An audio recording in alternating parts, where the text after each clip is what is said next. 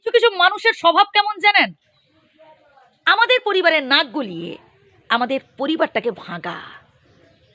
আর আমরা তো অনেকেই আছি খুব বোকা মানুষ, সহজ সরল মানুষ। স্বামী স্ত্রীর মধ্যে গণ্ডগোল হয়েছে, ঝগড়াঝাটি হয়েছে, অশান্তি হয়েছে, সবার কাছে বলতে শুরু করি। ভাই ভাইয়ের মধ্যে একটু ঝগড়াঝাটি হয়েছে, কি যাই যাইয়ের মধ্যে গণ্ডগোল হয়েছে, বউ শাশুড়ির মধ্যে ঝগড়াঝাটি হয়েছে, পাড়ায় পাড়ায় বলতে শুরু করলাম। বন্ধু বান্ধব এদের কাছে বলতে শুরু করলাম। আরে ভাই, সময় ভালো চললে দেখবেন কত বন্ধু বান্ধব জুটে যাবে। আর যখন বিপদে পড়বেন, কঠিন পরিস্থিতিতে পড়বেন, কাউকে পাশে পাবেন না। আর বিশেষ করে পরিবারটা তো আমাদের, যে পরিবারে আপনি বাস করছেন ভাই, সেই মানুষজন হচ্ছে আপনার অহংকার, তারাই আপনার গর্ব। আপনি যখন কঠিন পরিস্থিতিতে পড়বেন তখন দেখবেন আপনার পরিবারের লোকজনই সবার আগে ছুটে আসবে। অতএব ওই সব বাইরের লোকেদের কাছে না সব কথা বলার কোনো প্রয়োজন নেই।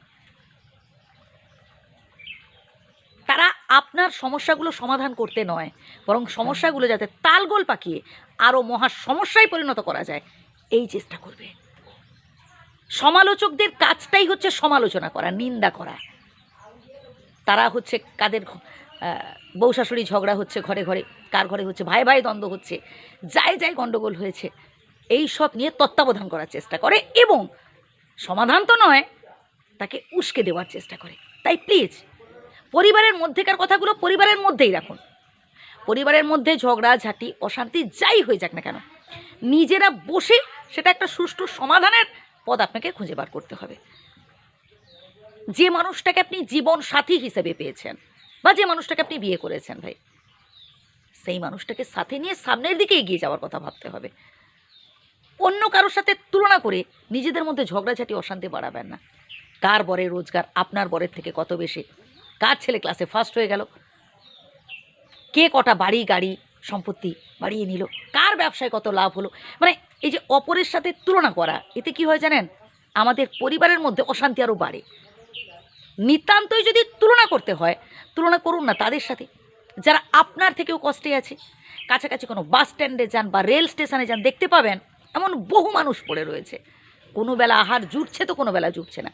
পারলে তাদের সাথে বরং নিজের তুলনা করুন, এতে আপনি কিছু শিখতে পারবেন যে মানুষের জীবনে কত দুঃখ রয়েছে, কত মানুষ কত কষ্টে রয়েছে। তাহলে আমাদের কাছে এই যে দুঃখ কষ্টগুলো, এগুলো সাধারণ। মানে দেখুন, আজকের এই দুঃখ কষ্ট যদি আপনি খুশি মনে গ্রহণ করতে না পারেন, এরপর যে আরও ভয়ানক দুঃখ কষ্ট আসতে চলেছে, তখন কি করবেন? তাই পরিস্থিতির সাথে অ্যাডজাস্ট করার কথা ভাবতে হবে। বহু মানুষ থাকবে যারা আপনার ক্ষতি করার চেষ্টা করবে, কিন্তু এদের পাত্তা দেবেন না, এদের গুরুত্ব দেবেন না। আপনি আপনার কাজ করে যান, জীবনে সফল হয়ে দেখান। ভালো থাকবেন, সুস্থ থাকবেন। ধন্যবাদ।